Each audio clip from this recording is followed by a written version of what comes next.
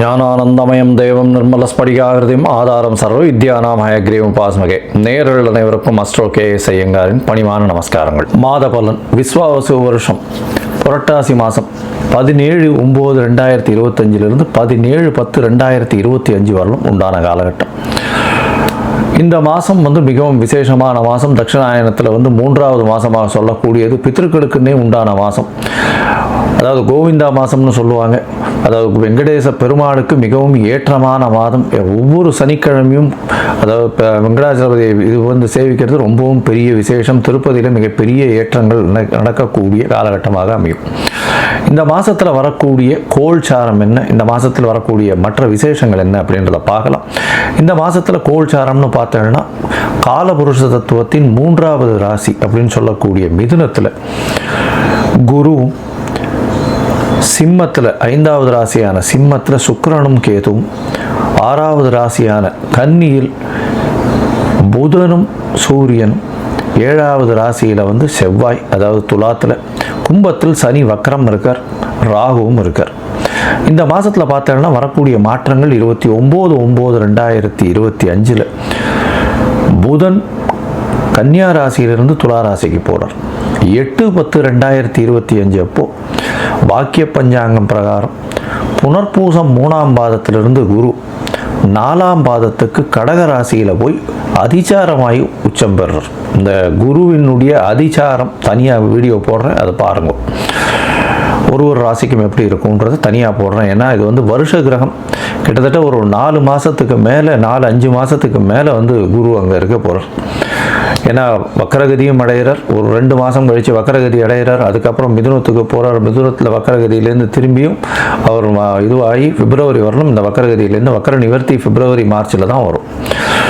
சரி, இந்த மாதத்தில் சுக்கிரனுடைய மாறுதல் சிம்மத்திலிருந்து கன்னிக்கு வரார் 10/10/2025 அப்போ. இந்த மாறுதல்களோடு இந்த மாதம் நடக்கிறது. இந்த மாதத்தில் வரக்கூடிய விசேஷ நாள் அப்படின்னு சொல்லும் பொழுது 21ஆம் தேதி மகாலய அமாவாசை, அதாவது பித்திருக்களுக்கு தர்ப்பணம் கொடுக்க வேண்டிய நாள். அதாவது தை அமாவாசை, மாலை அமாவாசை, ஆடி அமாவாசை இதெல்லாம் ரொம்பவுமே பிரசித்தி பெற்றது.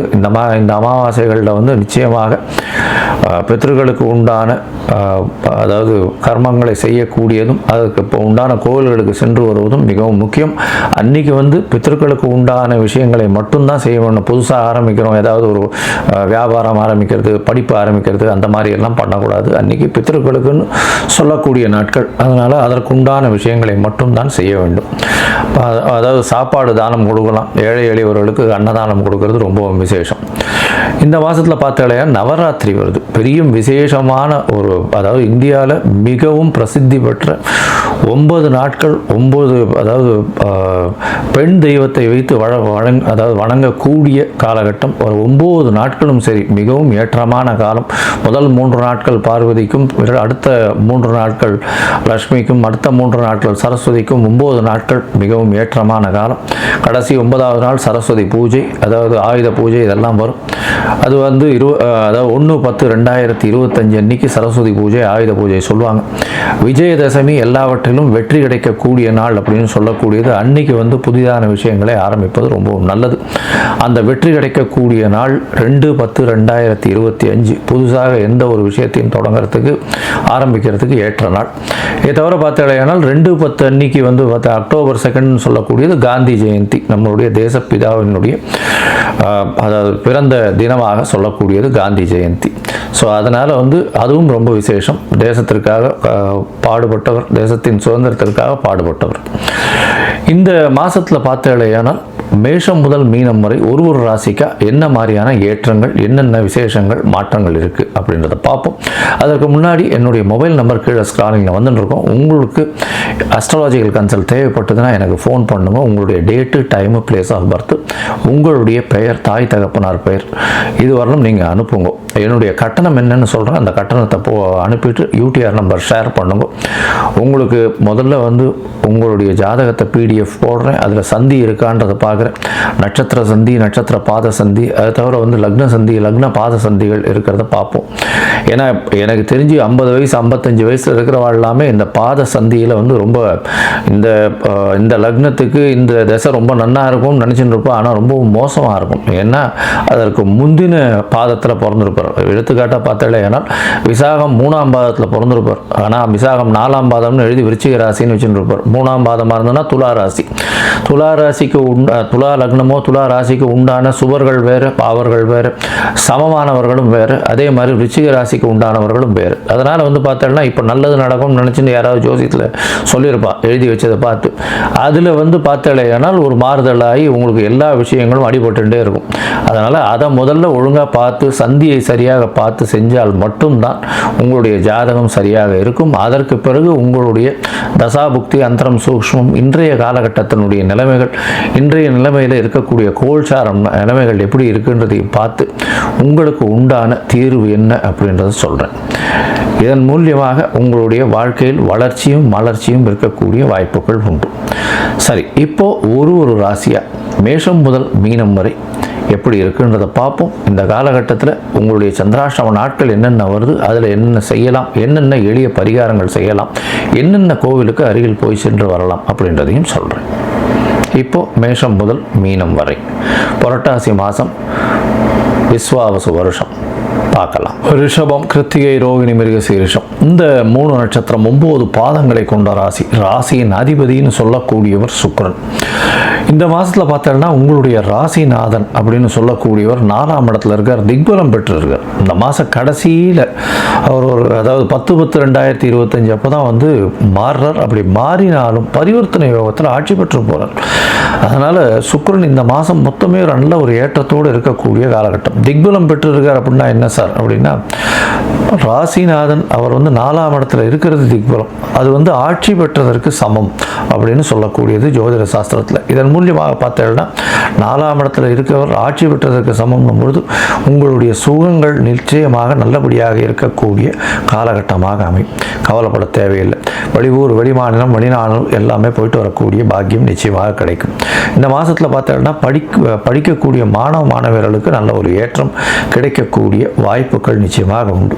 இந்த மாதத்தில் உங்களுடைய ராசிக்கு 2ஆம் இடத்துல குரு ஒரு 8/10/2025 வரலும் வருகிறார். அதனால் வந்து பண வரவிற்கு அவர் 2ஆம் இடத்துல இருக்கும் பொழுதும் பஞ்சம் இருக்காது. ஏன்னா தனஸ்தானத்தில் தனஸ்தானத்தில் தனக்காரகன் நிற்கிறது ரொம்ப விசேஷம். அதோட பார்த்தீங்கன்னா தனஸ்தான அதிபதி வந்து 5ஆம் இடத்துல போயிருக்கார். 5ஆம் இடம்னு சொல்லக்கூடியது உங்களுக்கு உண்டான புகழ், அந்தஸ்து, கௌரவத்தெல்லாம் கொடுக்கக்கூடியது. நீங்கள் நினைத்தது எல்லாத்தையுமே நடத்தி வைக்கக்கூடிய காலகட்டமாக அமைய போகிறது. அது தவிர வந்து குழந்தைகள் மூலியமாக பெருமை கிடைக்கக்கூடிய வாய்ப்புகள் நிச்சயமாக உண்டு. இந்த மாதத்தில் உங்களுடைய ராசிக்கு பார்த்தாலேயானால் 2ஆம் இடத்துல குரு இருக்கிறதும் அவர் 3ஆம் இடத்துக்கு 8/10 அன்னைக்கு போகும்பொழுதும் நல்ல ஒரு ஏற்றத்தை கொடுக்கக்கூடிய காலகட்டமாக அமைய போகிறது. இதன் மூலியமாக பார்த்தோம்னா பண வரவிற்கு பஞ்சம் இருக்காது. நல்ல ஒரு ஏற்றம் இருக்கக்கூடிய காலகட்டம். வெளிநாடு, வெளியூர் தொடர்புகள் ஏற்படக்கூடிய பாக்கியம் நிச்சயமாக உண்டு. தொழிலில் அபரிமிதமான முன்னேற்றம் இருக்கக்கூடிய வாய்ப்பும், தொழில் மூலியமாக திடீர் பணவரவு அதிகமாக வரக்கூடிய வாய்ப்புகளும் இருக்கும். மொத்தத்தில் பார்க்கும்பொழுது இந்த மாதத்தில் அதாவது பொதுவாகவே இந்த மாச கிரகங்கள் அப்படின்னு சொல்லக்கூடிய சூரியன், செவ்வாய், புதன் மற்றும் சுக்கிரனுடைய மாற்றங்களை வச்சு சொல்லுவோம். சூரியன் பார்த்தோம்னா உங்களுடைய ராசிக்கு 4ஆம் அதிபதினு சொல்லக்கூடியவர் 5ஆம் இடத்துல போயிருக்கார். ஆட்சி பெற்ற மூல திரிகோணம் பெற்ற புதனோடு சேர்ந்து இருக்கக்கூடியது பெரிய விசேஷம். குழந்தை பிராப்தி ஏற்படக்கூடிய பாக்கியம் நிச்சயமாக இருக்கும். கல்யாணம் ஆகி ரொம்ப நாளாக குழந்தை பிராப்தி இல்லாதவர்களுக்கு இந்த காலகட்டத்தில் குழந்தை நிச்சயமாக பிறக்கக்கூடிய வாய்ப்புகள் நிச்சயமாக உண்டு. அதனால் கவலைப்பட தேவையில்லை. அதோடு பார்த்தாலேனா உங்களுடைய குழந்தைகள் மூலியமாக நல்ல ஒரு ஏற்றம் கிடைக்கும். குழந்தைகள் மூலியமாக பெருமைகள் வரக்கூடிய வாய்ப்புகள் நிச்சயமாக உண்டு. புதன் வந்து உங்களுடைய ராசிக்கு 29ஆம் தேதி வரலாம் 5ஆம் இடத்துல இருக்கார். அதுக்கப்புறம் 6ஆம் இடத்துக்கு போகிறார். 5ஆம் அதிபதி 6ஆம் இடத்துக்கு போகிறார். இதன் மூலியமாக பார்த்தோம்னா குழந்தைகளுக்கு உடல்நிலையில் சற்று பின்னடைவு இருக்கக்கூடிய வாய்ப்பும், உங்களுடைய புகழ், அந்தஸ்து, கௌரவத்தில் நல்ல ஒரு ஏற்றம் இருக்கக்கூடிய வாய்ப்பும், வேலையில் பெரிய மாற்றங்கள் இருக்கும். வேலையில் உங்களுக்கு ஒரு பெரிய ஏற்றங்கள் இருக்கக்கூடிய காலகட்டமாக அமையப்படுது. ஏன்னா குரு பார்க்குறார் 6ஆம் இடத்தை. நல்ல ஒரு ஏற்றம் இருக்கும். இருக்கும். செய்யக்கூடிய வேலையில் உங்களுக்கு ஒரு பெரிய ஏற்றம் கிடைக்கக்கூடிய காலகட்டமாக இருக்கும். அதாவது உங்களுடைய சுப்பீரியர்ஸுக்கிட்டலாம் அப்ரிசியேஷன் வாங்குறதுக்கும் அதன் மூலியமாக பொருள் வரக்கூடிய, அதாவது பணம் வரக்கூடிய காலகட்டமாக இது அமைய போகிறது. உங்களுடைய ராசிக்கு பார்த்தீங்கன்னா 6ஆம் இடத்துல செவ்வாய் இருக்கார். 6ஆம் இடத்துல செவ்வாய், அதாவது துர்கிரகங்கள் இருக்கிறது ரொம்பவுமே விசேஷம். ஏன்னா எந்த ஒரு விஷயத்தையும் தான் எடுத்து செஞ்சு அதில் வெற்றி காண்பதில் ரொம்பவும் சுறுசுறுப்பாக இருப்பீர்கள். அதன் மூலியமாக நிச்சயமாக அதை வெற்றியை அடையாமல் விட மாட்டீர்கள். அந்த ஒரு கடினமான உழைப்பும் அதன் பின்னாடியே ஓடுறதும் இதெல்லாம் நிச்சயமாக நடக்கும். அதாவது புதுசாக கடன் வாங்க வேண்டிய கட்டாயம் வரும்.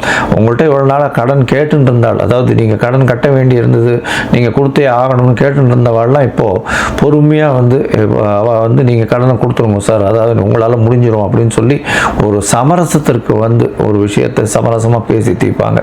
6ஆம் இடத்துல இருக்கக்கூடிய செவ்வாய் நிச்சயமாக உங்களுக்கு பெரிய வெற்றியை ஏற்படுத்தி தருவார். ஏன்னா உங்களுடைய ராசிக்கு 7ஆம் அதிபதி, அதோட 12ஆம் அதிபதி. 7க்கு 12ஆம் இடம் 6ஆம் இடம்னு சொன்னாலும் எதிர்பாலினத்தவர் மூலியமாக சிறு சிறு தொல்லைகள் உண்டானாலும், பார்ட்னர்ஷிப் பிஸ்னஸில் சிறிய கடன் மேலோங்கினாலும் புதிய கடன் வாங்கக்கூடிய வாய்ப்பை கண்டிப்பாக கொடுப்பார். அந்த கடனை அவங்களே கேட்டு கொடுக்கக்கூடிய அளவிற்கு நல்ல ஒரு ஏற்றம் இருக்கும்.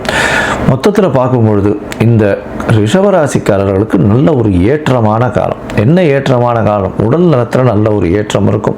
படிக்கக்கூடிய மாணவர்களுக்கு நல்ல ஒரு ஏற்றம் இருக்கக்கூடிய காலகட்டம். வெளிநாடு வெளியூர் போய் படிக்கக்கூடிய பாக்கியம் நிச்சயமாக கிடைக்கும். பணவரவிற்கு பஞ்சம் இருக்காது. தாயின் உடல்நிலையில் நல்ல ஒரு ஏற்றம் இருக்கும். தந்தையின் உடல்நிலையும் நல்ல ஒரு ஏற்றம் இருக்கக்கூடிய காலகட்டமாக அமையிறது. போட்டித் தேர்வில் வெற்றி பெறக்கூடிய பாக்கியங்கள் நிச்சயமாக இருக்கும். எந்த போட்டிகளிலும் வெற்றி பெறக்கூடிய வாய்ப்புகள் உண்டு.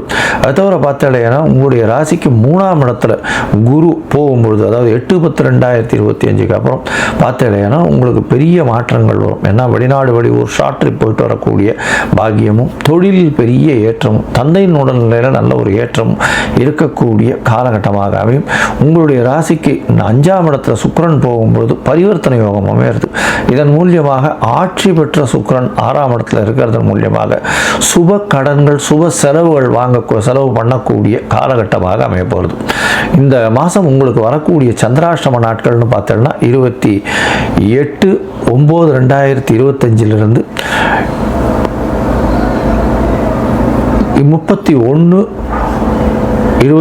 அதாவது 30/10/2025 வரலும் உண்டான நாட்கள். அதாவது 28/9/2025 1/10/2025 வரலும் உண்டான நாட்கள் சந்திராஷ்டம நாட்கள். இந்த காலகட்டத்தில் புதிய முயற்சி வேண்டாம், வெளியூர் வெளிமாநில பிரயாணம் வேண்டாம்னு சொல்கிறோம்.